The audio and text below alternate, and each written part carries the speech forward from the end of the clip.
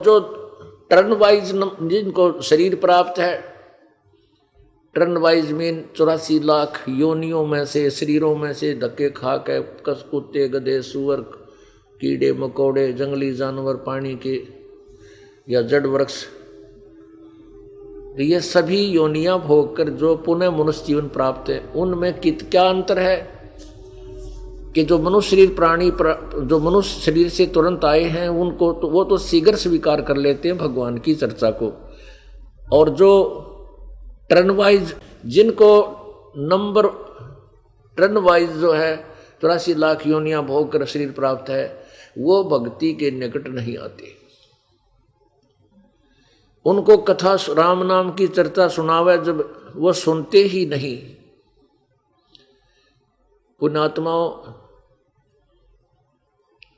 अब परमात्मा की रोशनी में, तत्व ज्ञान की रोशनी में हमें दिखाई देने लगा कि हमारे दादा, ताऊ, चाचा और दूसरे दादा जो दादा के भाई थे, चाचे ताऊ थे, वो अच्छी आत्मा थी, लेकिन भगवान की चर्चा सुनकर विराजी नहीं थे। अब पता चला कि वो किस योनि से आए हुए प्राणी थे। राम नाम उनके सपने में भी नहीं था, कहते सारे जीवन में भी जिक्र, पूरे दिन में भी एक बार राम का जिक्र हमने नहीं सुना उनके मुंह से। और वहां इस दास को पटक दिया काल ने ठाके, और बचपन से ही ना कदे दादा देखा ना पिताजी देखे, भक्ति के विषय में, राम के विषय में कोई जिक्र करते, और फिर भी इतनी प्रेरणा शरीर के अंदर, इतनी प्रेरणा आत्मा के अंदर, परमात्मा की चाह तड़फ। अकेला जाता खेतों में किसी कामवश, अकेला जाता, अकेला जानबूझ का आता, रोता था भगवान के लिए, कहाँ है तू, कैसे मिलेगा, ना मिलो कम से कम तेरा नाम तो मेरे पास है तेरा। तो ऐसे प्रेरणा थी। या तो पुण्यात्माओं, आपका सौभाग्य है कि आपको परमात्मा की तड़फ है, परमेश्वर ने कभी पहले भी संभाला था, और आज फिर आपको किसी ना किसी श्याम दाम दंड भेद कोई सी रीति से भी आपके ऊपर अप्लीकेबल करके भगवान अपने चरणों में ले रहा है। किसी को लालच में, किसी को कोई दंडित है, किसी के ऊपर इतना दुख आ रहा है, वो कहीं भी ठीक नहीं हो रहा, आते ठीक करेगा। तो श्याम दाम दंड भेद, ये ज्ञान की भिन्नता आपको बता करके चरणों में ले रहे हैं। कोई न कोई तरीका अपना करके अपने चरणों में लेकर के आपको अब पार करेगा भगवान। ये समय आ गया पार होने का। पुण्यात्माओं, काल ने इतना जबरदस्त जकड़ रखा हमारे को। अब 5-4 वर्ष आप इस भक्ति में लगोगे, 10 वर्ष हो गए तो कहना है कि आपको इतना सुख देगा, आपके बच्चे भी सेट हो जाएंगे बढ़िया, और बच्चे क्योंकि भक्ति से परिपूर्ण हो जाएंगे, वो आपको प्यार भी गणा देंगे। फिर पोता पोती होंगे आपका, वो और ही अच्छे शुभ कर्मी आएंगे, क्योंकि परमात्मा का नियम है कि वो अच्छे पुण्यकर्मी प्राणियों को वहाँ भेजेगा जिनकी भक्ति अधूरी रह रही है पूर्व जन्म की, कि जहाँ पर भक्ति अपनी फुल स्वयं पर हो चुकी होगी। अब ये जो बच्चे आ रहे हैं आपके घरों में, इनके पुण्य कर्मों की कोई गिनती नहीं है, इतने अच्छे कर्म का, और इन बच्चों के आगे चल कर इतना अच्छा व्यवसाय होगा, सबसे देश सबसे न्यारे होंगे आपके बच्चे, आपके परिवार सबसे ज़्यादा धनी होंगे, और भक्ति के धनी तो ये होंगे ही होंगे। तो ज्ञान के अभाव से आप फिर मार खा जाओगे। पहले से कितना कष्ट आ गया है और लास्ट में सुख हो गया तो आदमी सारे दुख न भूल जाता है। ये काल का एक भयंकर जाल है।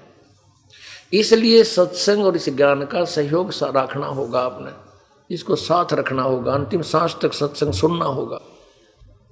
तो आपको परिवार अच्छा लगने लग जाएगा, और फिर न सोचेगा सत के दे रहा सतलोक में, आड़े सतलोक हो रहा है।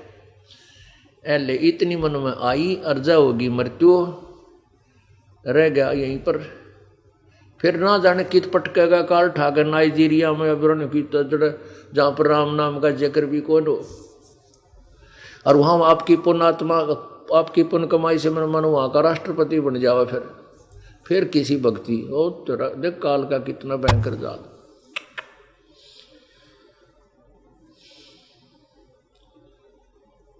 पुण्यात्माओं, परमात्मा कहते हैं इंद्र दा राज कागदा बेष्टा ना भोगा इंद्राणी नू, जिसको परमात्मा की सतलोक जाने की जो चाह, उसके सुख से परिचित हो गया, तो वो कहते हैं इंद्र स्वर्ग का राज भी काग के बीट के तुल्य है हमारे लिए, हमने नहीं चाहिए आग लगे इस राज को।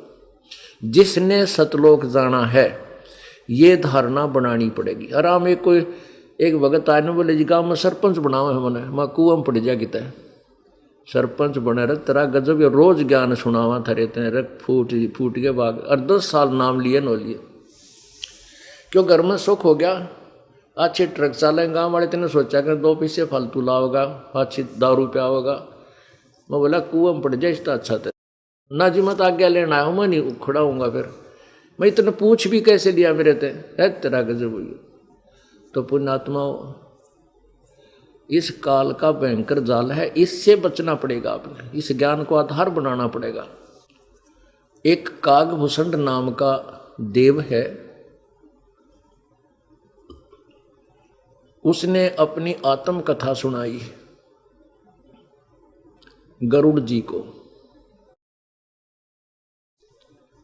गरुड़ जी ने कागभूषण से पूछा कि हे देव, आप इतनी अच्छी भक्ति कर रहे हो, आपके दर्शन से मुझे इतनी प्रसन्नता हो रही है, बड़ी खुशी हो रही है, ये उपलब्धि आपको कैसे हुई, क्या मैं जान सकता हूं? कागभूषण जी ने कहा कि गुरुदेव मेरी लंबी कहानी है। गरुड़ जी ने कहा आप कृपा बताइए मुझे। कागभूषण जी ने क्या बताया कि मैं एक बार मनुष्य जीवन में था और उससे पहले मेरे असंख्यों मनुष्य जीवन बर्बाद कर चुका था, कभी राम का नाम भगवान की चर्चा मैंने सुनी न की। एक बार मैं मनुष्य जीवन में था, मेरा मनुष्य शरीर था, 20 वर्ष की मेरी आयु थी, मेरे पिताजी का भरा पूरा परिवार था, हम 2 भाई 2 बहन थे। एक अकाल गिर गया, यानी सूखा पड़ गया, दुर्भिक्ष गिरा। उस अकाल में ऐसा बुरा कि कोई भी आहार प्राप्त नहीं होता था, आदमी को आदमी खाने लग गया, पत्ते भी खा लिए तोड़ तोड़ के, सूखी बाड़ भी तोड़ के कूट के खा ली, और फिर भी प्राणी मरने लगे। मेरे माता पिता की मृत्यु मेरे सामने होगी, आहार ना मिलने से भूखा मर के, और धीरे धीरे मेरे छोटे भाई बहन भी मृत्यु को प्राप्त हो गए। अब मैं अकेला रह गया। मैं भी डर के मारे उस क्षेत्र को त्याग करके अवंतिका नगरी में चला गया। वहां पर दुर्भिक्ष नहीं था, पेट भर के खाना खाया, लेकिन मन के अंदर वह चोट जो परिवार नष्ट होने की लगी थी वो भुला नहीं पाया। मन में रह कर ये विचार उत्पन्न हो रहे थे कि कल तक मेरे भाई बहन मेरे साथ रहा करते, मेरे माता पिता कितने प्रसन्न थे, मेरे बेटे हैं, मेरी बेटी है, और ये क्या हो गया एक पल में। इस दुख से मैं पीड़ित बहुत था। अब एक समय एक ब्राह्मण शिव मंदिर में कथा कर रहा था, मैं वहां जाकर बैठ गया इसलिए कि वहां मुझे खाना मिल जाएगा। जब मैं वहां बैठा जाकर के वो कथा कर रहे थे, मुझे उसकी कोई बात अच्छी नहीं लग रही थी जो वो सुना रहा था। कुछ तो मेरे पर चोट ऐसी लगी हुई थी, कुछ मैं पाप कर्म प्राणी था क्योंकि कभी भक्ति मैंने जीवन में की नहीं थी। अब क्या हुआ कि सत्संग समाप्त होने के बाद सभी अपने अपने घर चले गए, मैं बैठा वहीं रह गया। वो ब्राह्मण बड़ा दयालु था, अच्छी आत्मा का था, निस्वार्थ वो सत्संग करता था, भगवान शिव का पुजारी था। उसने पूछा बेटा क्या बात है, कहाँ के रहने वाले हो? फिर मैंने अपनी दुख भरी कहानी उस ब्राह्मण को बता दी। वो बहुत दयालु था, उसने मुझे पुत्रवत प्यार किया और कहा बेटा कोई बात नहीं, जिसका कोई नहीं होता उसका प्रभु होता है। आप मेरे पास रहो, इस मंदिर में रहो बेटा, आपको हर व्यवस्था यहाँ पर हो जाएगी, सब चीज मिलेगी। मैं उस ब्राह्मण के साथ उस मंदिर में रहने लग गया और प्रतिदिन कथा करा करता वो ब्राह्मण अपने घर से आकर के, और वहां मंदिर का एक कक्ष मुझे दे दिया गया, मैं वहां रहने लग गया। प्रतिदिन वहां कथा करता था और मैं उस कथा को, उनकी कहानी और भगवान के विषय में चर्चा जो विचार देता था, मैं डेली सुना करता। और सत्संग के बाद वो ब्राह्मण प्रतिदिन कहता, बेटा उपदेश ले ले, भक्ति कर लिया कर। मैं कहता नहीं, मेरी इच्छा नहीं बनती, मैं बहुत दुखी हूँ, मुझे माँ बाप याद आते हैं, भाई बहन याद आते हैं। तो ब्राह्मण भी टल जाता था, कोई बात नहीं, दुखी आत्मा है, फिर ले लेगा। कहने का भाव यह है कि काकभूषण ने कहा कि ऐसे 6 महीने तक वो पुण्यात्मा मुझे प्रार्थना करता रहा, सत्संग में प्रेरणा देता रहा। 6 महीने में जाकर मेरे पाप कुछ नरम हुए, मुझे भगवान की चाह बढ़ी, तब उपदेश लिया, दीक्षा ली। अब मैं उस पंडित की बहुत सेवा करता था गुरु रूप में। कुछ दिनों के बाद जो कथा वो ब्राह्मण सुनाया करता था वो मेरे याद होगी। ब्राह्मण कुछ वृद्ध हो गया था, उसकी आवाज़ में इतनी कसक नहीं रही थी, मैं जवान था और मैंने वो कथा सुनानी शुरू कर दी।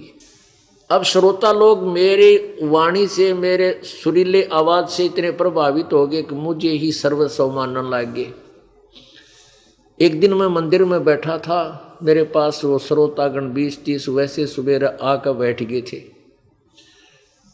और मेरी प्रशंसा कर रहे थे। क्या बात, आप तो गुरुदेव से भी अच्छा सत्संग करते हो, आप तो क्या बात है, कहाँ छुपे थे। कहने लगे, उनकी ये बात सुनकर मैं फूल कर डोडा हो गया, मेरे अंदर वो गर्व भर गया। उसी समय गुरुदेव मंदिर में आ गए और मैंने उनका खड़ा होकर सत्कार नहीं किया। यूँ सोचा कि तेरी बेइज्जती हो जा, तेरे चेला दो रहे। ये काल का जाल है कि मन में न्यू आ गया, अकीब खड़ा होगा तो ये तेरी बेइज्जती होगी, शिष्य बैठे तेरी प्रशंसक। वो ब्राह्मण आया, आके शिव मंदिर में जाकर के अपनी जो क्रिया डेली करता था, वो आरती उरती वो करने लग गया। इतने में आकाशवाणी हुई। वो ब्राह्मण ने नहीं ध्यान दिया, यो खड़ा होया कि ना होया, ना हो कुआं में पड़ो भाई। अपने अगर कोई शिष्य गुरुदेव का सत्कार करता है तो नंबर लगेंगे अच्छे, और नहीं करता है तो वो परमात्मा के हृदय से रिजेक्ट हो जाएगा। परमात्मा कहते हैं, मम संत मुझे जान मेरा ही स्वरूपम। अब जैसे आपको बताया है, आपको बार बार बताते हैं, गुरु मानुष कर जानते ते नर कहिए अंधे, ओवे दुखी संसार में आगे यम के फंदे। हमने गुरुदेव को भगवान मानना पड़ेगा। जैसे एक गणित का प्रश्न आता है ब्याज का, उसमें क्या होता है कि मान लो मूलधन 100 रुपये, हमने मूलधन ज्ञात करना होता है, उसमें दर भी नहीं दी होती है, तो वो दर निकालने कर फिर उसका पूरा ओरिजिनल मूलधन निकालने के लिए पहले मानना पड़ता है, मान लो मूलधन 100 रुपये, जबकि वो वास्तविक मूलधन तो करोड़ों और लाखों का होता है। और वो 100 रुपये मूलधन मानने बिना हमारा वो ओरिजिनल मूलधन हमें प्राप्त नहीं हो सकता, अर्थात वो इक्वेशन, वो प्रश्न, वो प्रॉब्लम सोल्व नहीं हो सकती, वो क्वेश्चन हल नहीं हो सकता। इसलिए 100 मूलधन 100 रुपये मानकर हम उसका हल निकाल लेते हैं, जिससे हमें वास्तविक मूलधन प्राप्त हो जाता है, अर्थात हमारा वो प्रश्न हल हो जाता है, हम सफल हो जाते हैं। इसी प्रकार गुरु जी, वैसे तो परमात्मा स्वयं भी आते हैं, तब तो वो भगवान होते ही हैं, गुरु भी होते हैं और भगवान भी होते हैं। लेकिन हमारे जैसे दास को जब वो भेजते हैं तो भले ही वो गुरु नहीं होते, लेकिन आपको, भले ही वो परमात्मा नहीं होते, लेकिन शिष्यों को उन्हें परमात्मा मानना पड़ेगा। जिससे क्या होगा कि आपकी श्रद्धा, आपकी भावना बनी रहेगी। क्योंकि जब आप यहां से जाओगे तो वहां परमात्मा इस दास के रूप में आपकी परीक्षा लेगा। तिरकुटी पर जाके आपकी वहां सतलोक जाना या ना जाना, वहां फिर एक पिछोड़ और लगेगी। तो वहां पर आपका जैसा व्यवहार बिहेव, मन में दोष खोट या प्रशंसा या हृदय में चाप गुरुदेव की, वहां क्लियर होगी। वहां आप नहीं छुपा सकते। यहां तो दाब लो, लेकिन वहां तो आपके सामने कंप्यूटर में आवेगी, तो उनको तुरंत रिजेक्ट वहीं से वापस भेज दिया जाएगा। उसके आधार से वो जहां भी स्वर्ग में जाओगा या अन्य पुनः कहीं भी जाओ या पुनर्जन्म प्राप्त होगा। तो इसलिए आपको इस दास को आपने परमात्मा तुल्य मानना होगा। जैसे भगवान के सामने हम जाते हैं, जाएंगे तो कितनी विनम्रता हो, अंदर निष्कपटता हो, सच्ची श्रद्धा हो, लगन हो, कितनी उमंग हो जिस चीज़ की, जिसको हम ढूंढ रहे हैं, खोज रहे हैं, जिसकी हमने चाह है, जिससे हमने मिलना है, उस महबूब के प्रति हमारा कितना लगाव हो। जैसे कल आपने सुना था, नितानंद महबूब गुमानी वो प्रगटे पूर्ण भाग रे। तो ऐसे भाव हम बनाएंगे तभी हम प्रभु को पाएंगे। तो परमात्मा ये देखता है कि जब ये इस अपने गुरु का जो इनके लिए सारा दिन थूक बिलोवे, सारा दिन इनके लिए इनके परमार्थ के लिए सारी क्रिया कर रहा है, अपना जीवन डिवोट कर रहा है, इसके प्रति इनकी श्रद्धा नहीं, तो मेरे पास आके मेरी के ये के टाट काटेंगे, यहाँ भी इन्हें को बद करेंगे। इसलिए इनको परमात्मा स्वीकार नहीं करता। तो क्या कहते हैं, मम संत मुझे जान मेरा ही स्वरूपम। यही प्रक्रिया, यही प्रोसीजर, यही नियम प्रत्येक भगवान की जिस भी इष्ट की तुम साधना करते हो उसके नुमाइंदे गुरु के प्रति उतनी श्रद्धा आपको चाहिए, अन्यथा आप उस का भी लाभ नहीं ले सकते। तो इसी दृष्टिकोण से भगवान शिव ने जब देखा कि एक ये बुजुर्ग थे, इसके लिए कितना जो है प्यार देता है, इसको बेटे की तरह रखता है, और ये मेरे संत का अनादर करता है, तो ये मेरे पास आकर के क्या करेगा। क्योंकि भगवान शंकर को पता है कि हम भस्मासुर जैसे निकम्मे बतेरे दुख दे कर जा रहे हैं। उसी समय आकाशवाणी से उनको श्राप दे दिया कि ए नीच आत्मा,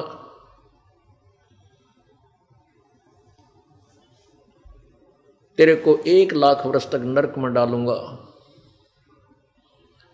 ये आकाशवाणी उस संत ने, ब्राह्मण ने भी सुन ली।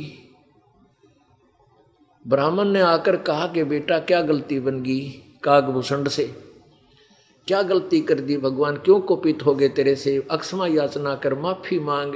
ब्राह्मण भी खड़ा हो गया और बेटा तू भी आ जा, दोनों हाथ जोड़ रहे हैं, माफ कर दो। गुरुदेव कह रहे हैं प्रभु अक्षमा कर दो, बालक है, आपका बेटा है, भोला था, कोई गलती होगी।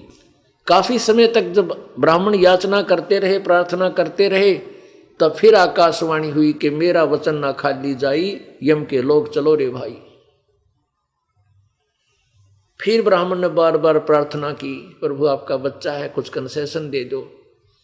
तब आकाशवाणी हुई कि नरक में तो तुझे जाना ही पड़ेगा बेटा, तेरे गुरुदेव की प्रार्थना से इतना जरूर कर दूंगा कि तुझे यम के दूत दुखी नहीं करेंगे। तो काकभूषण कहता ऐसा ही हुआ।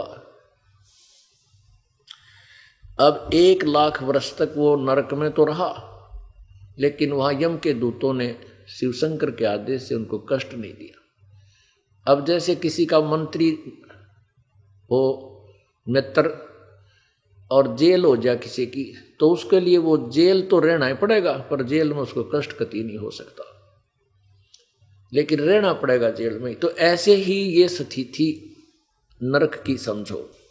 अब क्या कहता है कि कुछ समय आने पर मेरा वो शरीर मनुष्य का छूट गया। काकभूषण बता रहे हैं गुरुदेव को 1 लाख वर्ष तक मैं उस नरक में रहा, भगवान शिव की कृपा से यमदूतों ने मुझे सताया नहीं। उसके बाद क्या हुआ कि 1 लाख वर्ष तक का नरक भोग करके मैं फिर ऐसे ही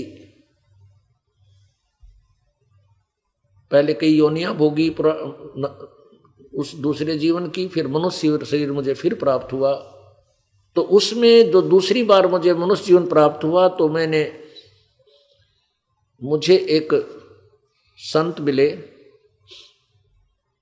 पुण्यात्माओं, ये कबीर परमेश्वर अपनी प्यारी आत्माओं को काल के जाल से निकालता है। जैसे कागभूषण को वो परमेश्वर एक संत रूप में आकर मिले, समझाने की चेष्टा की, लेकिन कागभूषण की वृत्ति ब्रह्मा विष्णु महेश से ऊपर नहीं उठी, उन्हीं को भगवान मानता रहा, लेकिन वो परमात्मा उसको तत्व ज्ञान जरूर सुनागे, ऐसे ही संत रूप में प्रकट होकर के। अब कागभूषण की विधि बुद्धि कुछ ऊपर को उठी, उस ज्ञान को सुनकर वो विद्वान पाक गया। उसके आधार से उसने परमात्मा की तो बात मानी नहीं, वो आए थे कि इसने नाम दूम दे दूं और ये अपना कल्याण करवा ले, यानी आगे की भक्ति बता दूं। तो कागभूषण को परमात्मा तत्वज्ञान सुनाया और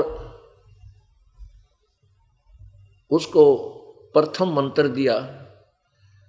फिर आगे की कहानी सुनाने लगे कि भूषण परमात्मा पूर्ण ब्रह्म कोई और है, उसकी साधना करनी चाहिए, ऐसे वैसे। तो कागभूषण की वृत्ति ब्रह्मा विष्णु महेश से ऊपर नहीं उठी। गीता जी अध्याय नंबर 7 के श्लोक नंबर 12 से 15 में यही स्पष्ट किया है कि जिनका ज्ञान स्त्रिगुणमयी माया, रजगुण ब्रह्मा, सदगुण विष्णु, तमगुण शिव जी से प्राप्त होने वाले ज्ञान तक सीमित है, इसी पर हरा जा चुका है, वो राक्षस स्वभाव को धारण किए हुए मनुष्यों में नीच दुष्कर्म करने वाले मूर्ख ब्रह्म साधना भी ना करते, मेरी भक्ति भी नहीं करते। अब कागभूषण जी ने परमात्मा की भक्ति को तो और आगे नहीं स्वीकार किया, लेकिन ज्ञानी बन गया। उस ज्ञान के आधार से एक लोमश ऋषि के साथ वाद विवाद कर बैठा, सींग फंसा लिए। अब लोमश ऋषि कह रहा था सरगुण परमात्मा जैसे ब्रह्मा विष्णु महेश को ही ये मानते हैं, लेकिन वो सरगुण के ऊपर कथा सुना रहा था। तो कागभूषण कहता है कि मुझे सरगुण नहीं, मैं तो निर्गुण परमात्मा की भक्ति करना चाहता हूं, क्योंकि साथ साथ में और भी बतेरे बहुत ज्यादा सिर फिरे संत ये बताने वाले मिलते हैं भगवान निराकार है, ऐसा है वैसा है, तो वो निराकार के ऊपर सीमित हो गया। तो कागभूषण से लोमश ऋषि कहने लगे, भाई जैसे वृक्ष बीज के माही, जैसे आम के बीज में गुठली में आम का पेड़ होता है, अब वो निर्गुण रूप में इस आम की गुठली में है और इसको हम बीजेंगे, इस गुठली को हम जमीन में बोवांगे, बीजेंगे, सिंचाई करेंगे तो इसमें से अंकुर फूटेगा, पौधा बनेगा, फिर आम का पेड़ बन जाएगा। आम का जब पेड़ बन जाएगा तो इसको बहुत से फल लगेंगे, पक्षी भी इसकी छाया में, यात्री भी छाया में बैठेंगे और बहुत लाभ देगा। और ये गुठली वाला आम जो इस गुठली के अंदर है, ये आम ये निर्गुण रूप में यू के काम आओगा तेरे। इस तरह बहुत सी डिटेल बताई। तो कागभूषण कहता है कि मेरी एक पल्ले नहीं पड़ी और मैं और अधिक उसके निकट जा करके कहने लगा, तू कुछ नहीं जानता, क्यों बहका रहा है। तो इस बात से लोमश ऋषि नाराज हो गया। लोमश ऋषि ने मुझे श्राप दे दिया, अरे तू तो चंडाल के घर जन्म ले, तू चंडाल है। जब उस मेरी आंख खुली कि मैंने तो गलत कर दिया, तोब छेड़ दी। ये ऋषि जो थे ये सिद्धियां प्राप्त कर लेते थे और कोई भी इनकी बात को काट दे तुरंत श्राप दे देते थे। ये सर्प जैसे बन जाते हैं, बिरड जैसे। और संत में ये नहीं होता, संत श्राप नहीं देता और ये सिद्धियां युक्त होते थे ऋषि। इन्होंने एक दूसरे को श्राप देकर या मंत्रों से कोई जंतर मंत्र करके हानि कर करके अपना नाश कर लिया भक्ति का।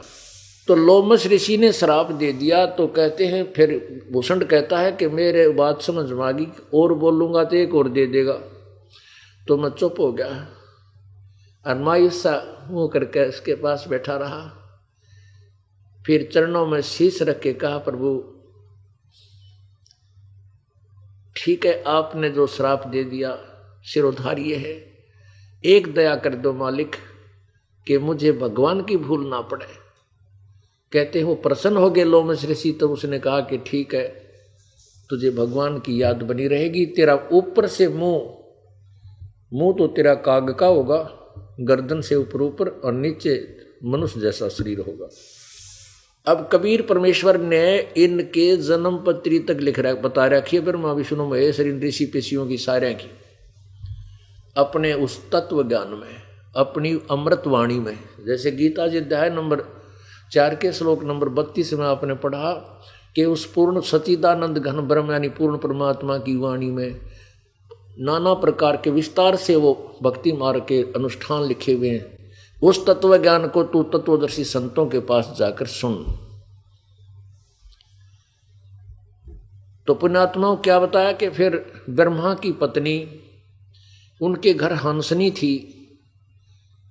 हंसनी जब ऋतु पर आई, उसको कागचंड के घर लेकर गई।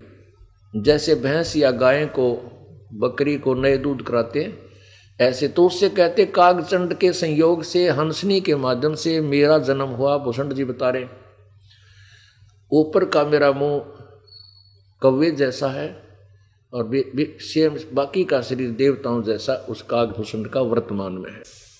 अब उसके बाद वो फिर ऐसे ही परमात्मा की तलाश में घूम रहा था, संतों के पास जा रहा था। कबीर परमेश्वर उनको जोग जीत रूप में मिले और कागभूषण को इस तत्व ज्ञान से परिचित कराया और उसको भक्ति पर लगाया। अब आपको वो तत्व ज्ञान की वाणी, अमृत वाणी कबीर परमेश्वर की, वो सुनाते हैं। बूझे गरुड़ भूषण बियाना, मोह से भेद कहो विधि नाना। बचन सुशील दृष्टि अनुरागा, देवता की देह द्वार मुख कागा। कलंगी 3 शीस 30 साजे, शब्द कुलाहल हरख निवाजे। मधुकुर बैन सुनत हो शांति, कहो भूषणिया की उत्पाती।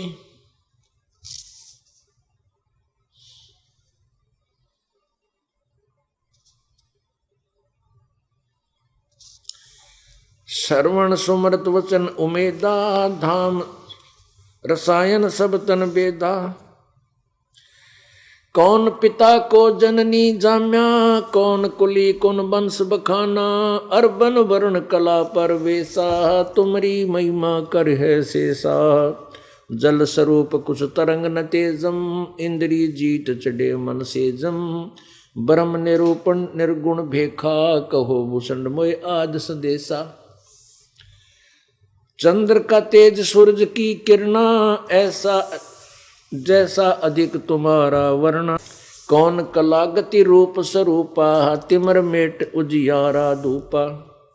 सुनो भूषण तुम अकल अनूपा, भेद कहो परमानंद जू का।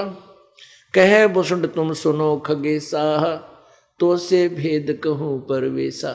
देखो इस परमात्मा को, कबीर भगवान को अशिक्षित कहते थे कि ये कोई ज्ञान नहीं रखता था। अपनी अमृतवाणी में परमेश्वर ने सभी भाषाओं का समावेश किया हुआ है।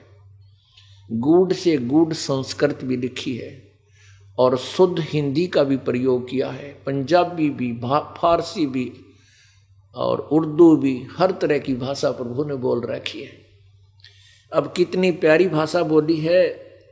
कहे भूषण तुम सुनो खगेसा, तो से भेद कहूँ परवेसा।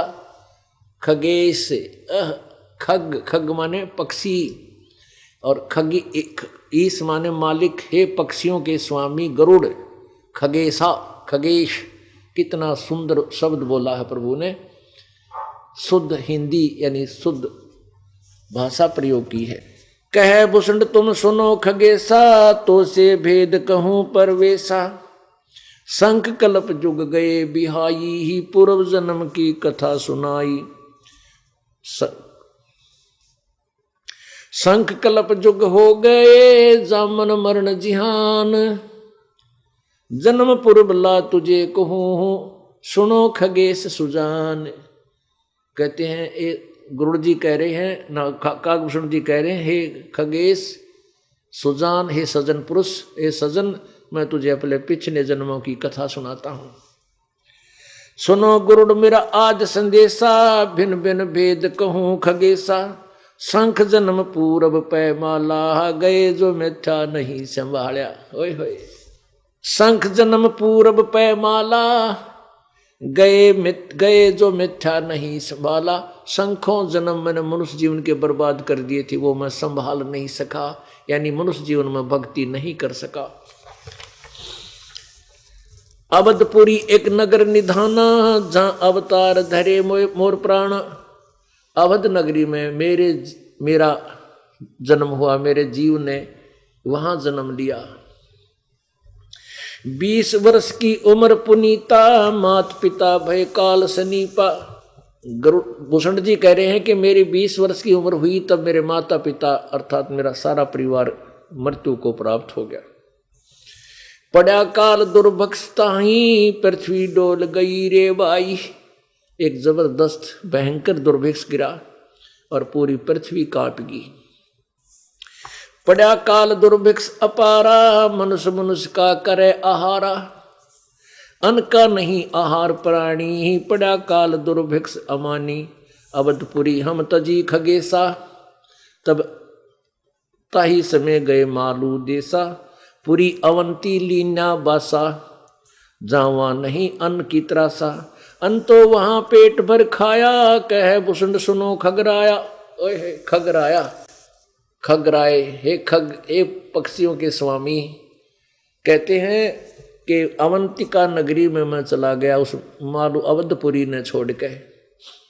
वहां पेट भर अन्न खाया, वहां अन्न की कोई कमी नहीं थी। अन्न तो वहां पेट भर खाया, कह भूषण सुनो खगराया। पंडित एक अवंती माही, कथा कर्ण शिव द्वारे जाही। 6 मास हम संगति कीनी, बहुरतास की दीक्षा लीनी। 6 महीने तक उसका संग किया, सत्संग सुना, जब जाके मैंने उसकी दीक्षा ली। टहल करत जिस पंडित केरी, गुरु चेले का भाव घनेरी।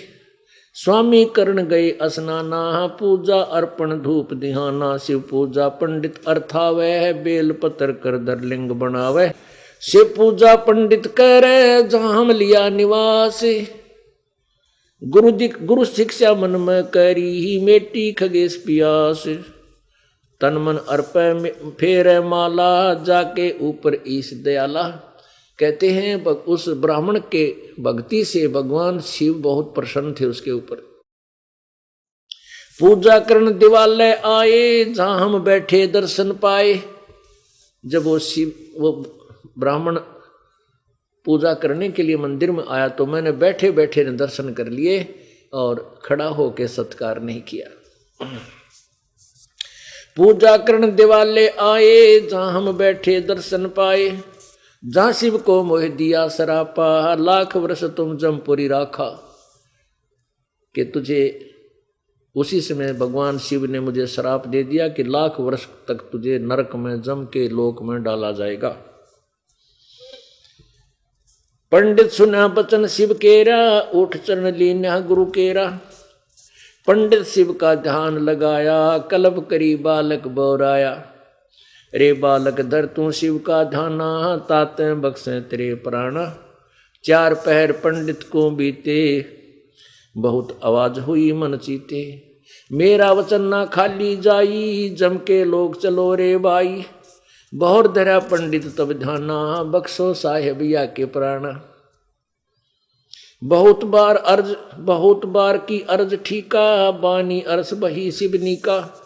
बहुर महादेव भय दयाला, जम का लोक भुगत तत्काला। हमरे लाग्या संसार शोका, छूट गए जम देह छूटी गए जम के लोका। कहते ब्राह्मण ने बहुत प्रार्थना की, आपका बालक है, विचलित हो गया, भोला है, अक्षमा बख्शो भगवान, इसके दया करो, इसके प्राणों पर, इसके जीवन को बख्शो दाता। तो उन्होंने कहा मेरा वचन ना खाली जाई, तो काल के उस यम के लोक जा रे भाई। शिव जी ने कहा, शिव स्वामी की दया, शिव स्वामी की दया अपारा। फिर हम आन लिया अवतारा, कहते फिर जन्म हुआ मेरा। जन्म दरे तत्काल जब छूट गई मम देह, गुरु शिव साहेब दया से हो गए निरसंदेह। जोग ध्यान और नाम नरेसा, जब तब करनी मिटी अंदेशा। प्राणायाम की न प्रणामा, स्वर्ग परी को चले विमाना। अब जो थोड़ी बहुत पुण्य उसने किए थे उसके आधार से वो स्वर्ग चला गया। उसके बाद फिर मनुष्य जीवन प्राप्त हुआ। तो कहते जब मानव शरीर मुझे प्राप्त हुआ, फिर भक्ति की थोड़ी सी चाह शेष रहेगी, तो फिर मैंने लोमस ऋषि जहाँ कथा कराई, जहाँ हम प्रसंग पूछा जाई। अब देखो इस काल की, जिसको थोड़ा सा ज्ञान हो जाता है वो फिर नो सोच ले है तू बिरानी के बन गया, और फिर किसी ना किसी से खसने की चेष्टा करता है। पुण्यात्माओं, वैसे चर्चा करना बुरा नहीं है, ये स्वभाव है जीव का। लेकिन जब तक आपको खुद तत्व ज्ञान नहीं, आपके पास यथार्थ ज्ञान नहीं, आप दूसरे को, मान लीजिए आपको किसी अन्य से थोड़ा सा ज्यादा ज्ञान है और उसको उस ज्ञान से हटाकर आप अपने पीछे लगा सकते हो, लेकिन आप भी अधूरे। तो वो कहते हैं ना, आसमान से गिरा खजूर में अटक गया, बता क्या बनी, फिर कोई क्या लाभ हुआ। तो अब आपको तत्व ज्ञान है, अब आप प्रत्येक प्राणी के साथ संघर्ष कर सकते हो, उसको समझा सकते हो, ज्ञान चर्चा कर सकते हो, लेकिन अभद्र तरीके से नहीं, जबरदस्ती जोर नहीं। प्रार्थना कर सकते हो, ज्ञान सुना सकते हो, सुनना चाहे, लेकिन उसके साथ खींचातानी नहीं, या कोई किसी को दबाव दे, ऐसे इसमें नहीं चलता। ये ज्ञान मार्ग है, सब इच्छा से जो स्वीकार करे उसको अवश्य समझाए। तो इन ऋषियों में क्या था कि इनके अंदर एक बीमारी है, ये सिद्धि रूपी विष इनके अंदर बन जाता है, जैसे सर्प में बन जाता है, बेरड ततैये में बन जाता है। तो ऐसे काकभूषण जी कह रहे हैं कि मैंने एक दिन लोमस ऋषि कथा सुनावे थे, वहां जाकर के प्रसंग पूछा। लोमस ऋषि जहाँ कथा कराई, जहाँ हम प्रसंग पूछा जाई। सरगुण कथा होत तिस बारी, हम तो निर्गुण के अधिकारी। सरगुण अर्थ हमो सो गौराया, लोमस ऋषि प्रसंग बतलाया। बहुर संबोध किया, बहुर संबोध किया तिस बेरा, बैठे जाए निकट हम नेरा। सरगुण कथा बिना के गावे, निर्गुण पद नजरों नहीं आवे। जब वहाँ बोले काकभूषुंडा, दर्शा अद्भुत रूप अखंडा। सरगुण सकल नाश हो जाई, निर्गुण सदा रहो लोलाई। लोमस ऋषि प्रसंग विस्तारी, सुनो गरुड़ आदि कथा हमारी। बहुर कया सरगुण प्रसंगा, शिव की जटा रहे जो गंगा। तब करके भागीरथ लाए, तीहूं लोक कीर्ति दर्शाए। गुप्त वस्तु प्रगट दिखलाई, निर्गुण सरगुण समझो बाई। वृक्ष बीज में है सब ठौरा, जब उग गए तब दिखे मोरा। अब कहते हैं लोमस ऋषि जी ने समझाने की चेष्टा की कि जैसे ये गंगा पहले भगवान शिव की जटा कुंडली धाम में थी, और तप करके भागीरथ ने तप किया, तो उसने उसके तप से, उसके प्रार्थना से ये गंगा जो वहाँ थी, यहाँ पृथ्वी लोक पर प्रकट होगी। अब यहाँ वो, वहाँ वो निर्गुण थी, एक स्थान डैम में जैसे पानी सटोर हो ऐसे थी, वहाँ से आके फिर ये यहाँ गिरी, तो इसने दरिया का रूप धारण कर लिया। तो यह गुप्त वस्तु यहाँ प्रकट कर दी, तो ये काम आई नान के, दौड़ के, पानी पीन के, बढ़िया जल है। दूसरा उदाहरण दिया लोमस ऋषि ने, जैसे वृक्ष बीज में है सब ठोरा, और जब उगे तब दिखे मोरा।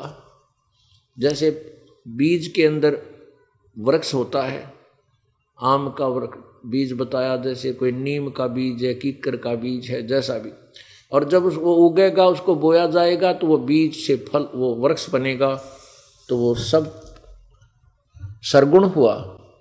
वृक्ष बीज में है सब ठौरा, जब उगे तब दिखे मोरा। डाल पान सब नजरों आया, पंछी केल करत है छाया। फल पंछी नर करे आहारा, ये लीला सरगुण विस्तारा। सरगुण भोग किए भगवाना, बहुविध बिल से संत सुजाना।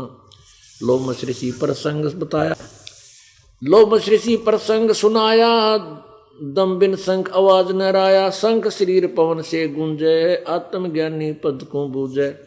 सरगुण बिना निर्गुण किस कामा, निर्गुण बिना न सरगुण धामा। बर्तन बिना वस्तु कहाँ पावे, वस्तु हो तो बर्तन आवे। बर्तन देही अंग शरीर, वस्तु नाम है गैर तुरंत सुरत गंभीरा। मंदिर बिना दीपक किसका जा, दीपक हो तो मंदिर साजा।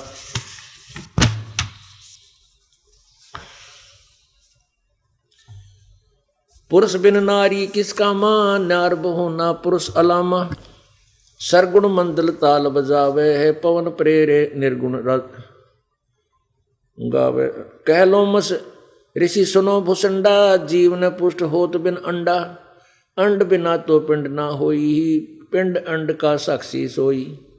हमने समझा ज्ञान खगेसा, दिया श्राप हुआ परवेसा। वचन कहा जब ही चंडाला, कागा का मुख बया दयाला। दिया श्राप जुग जुग केरा, गुरुदेव आनंद मन मेरा। तामस क्रोध नहीं हम कीना, तब लोमश ऋषि दीक्षा दीना। जब लोमश ऋषि ज्ञान सुनाया, सुनत ज्ञान चंडाल कहाया। जब तब करनी कीर्ति सारा, सुनो भूषण मेरे प्राण आधारा।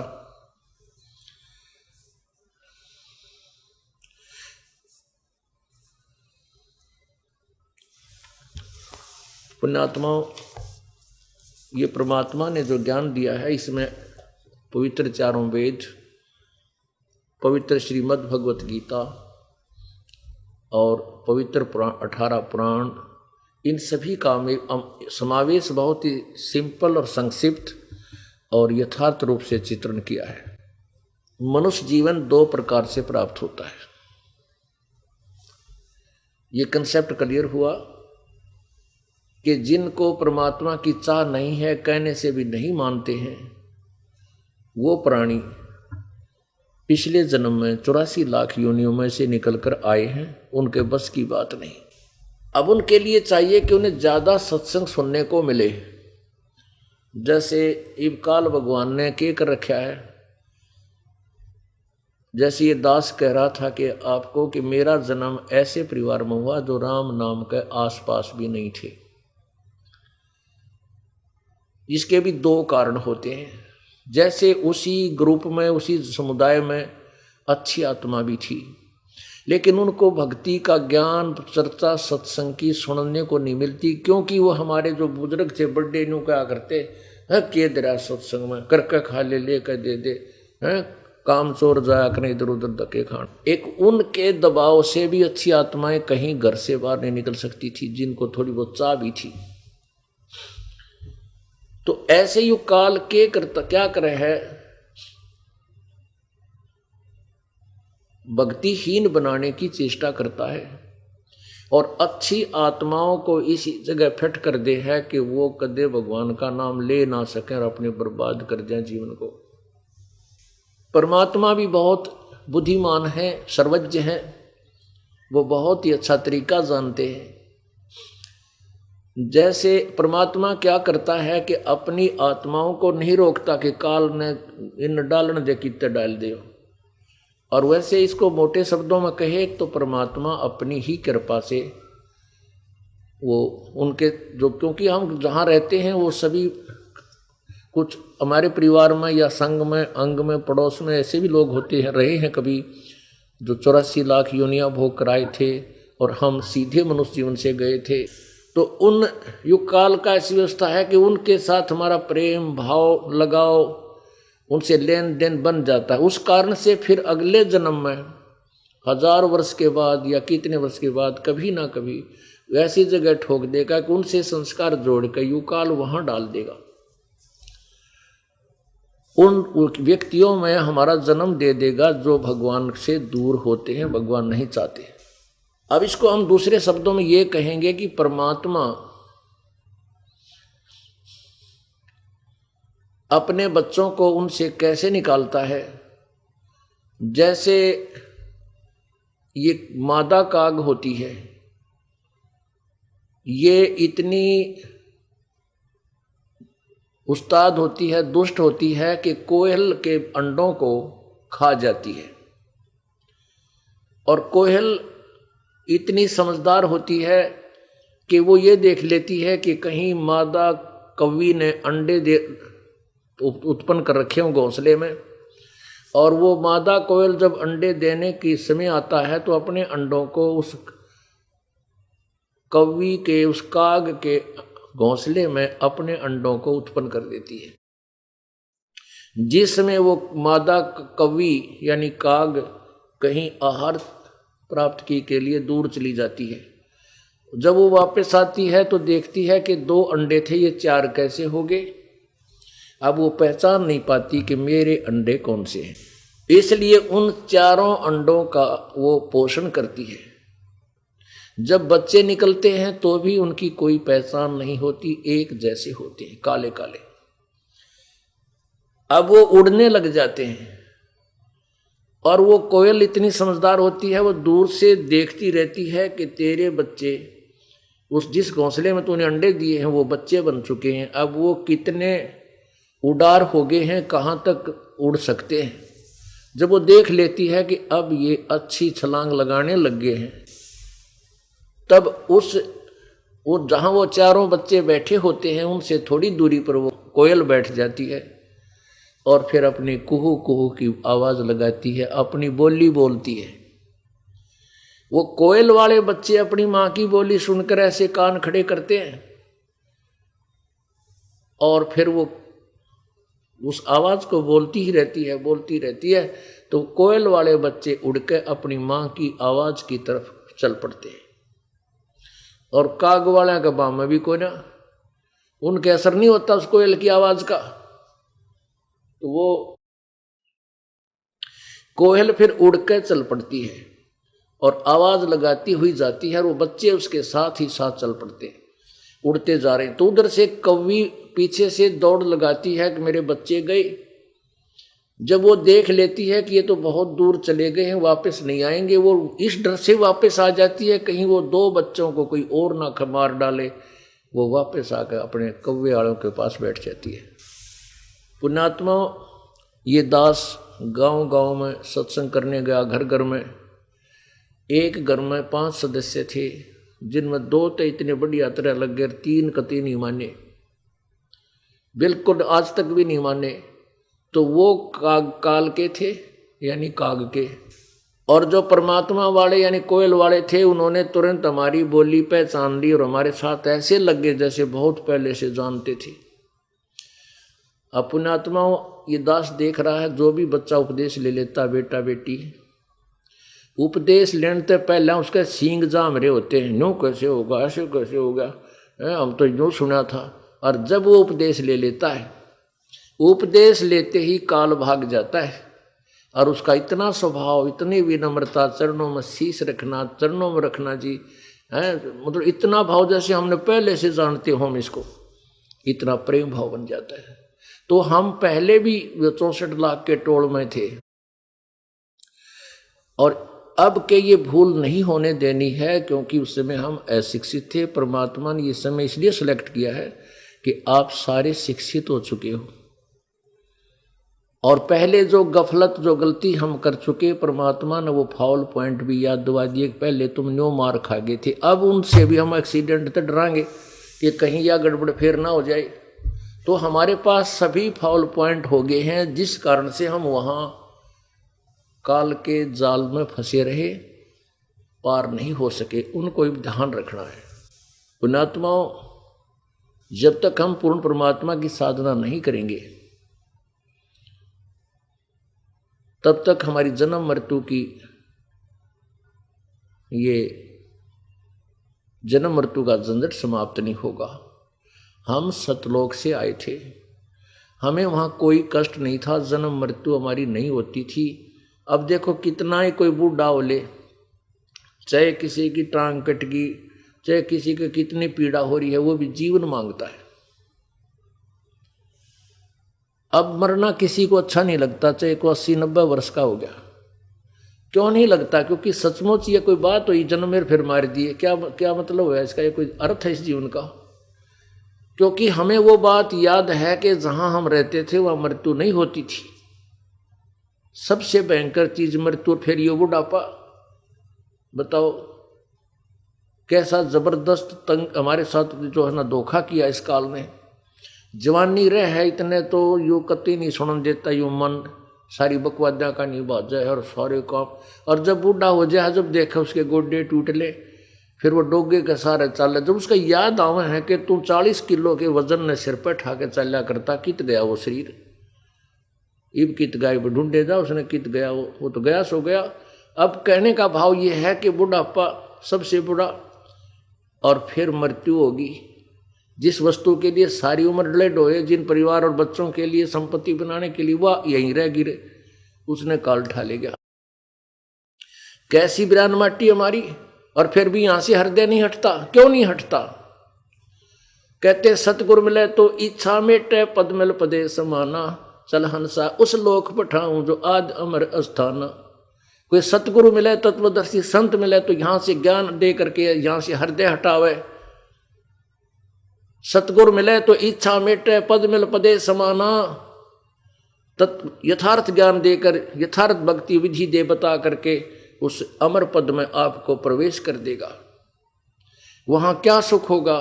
चार मुक्ति जान चंपी करती माया होरी दासी, दास गरीब अभय पद पर से वो मिले राम अविनाशी। यहां की भक्ति ब्रह्म तक की साधना में चार मुक्ति होती है, और चार मुक्ति, चौथी मुक्ति प्राप्त प्राणी भी फिर मनुष्य जन्म मृत्यु के अंदर आता है। परमात्मा कहते हैं मेरी भक्ति से सतलोक के अंदर आपको ये चारों मुक्तियों का सुख आपके चरणों में पड़ा रहेगा। चार मुक्ति जहां चंपी करती माया होरी दासी, दास गरीब अभय पद पर से मिले राम अविनाशी। वहां निर्भय हो जाओगे, कभी मृत्यु नहीं होगी, और वो अविनाशी परमात्मा आपको मिलेगा। बोलो सतगुरुदेव।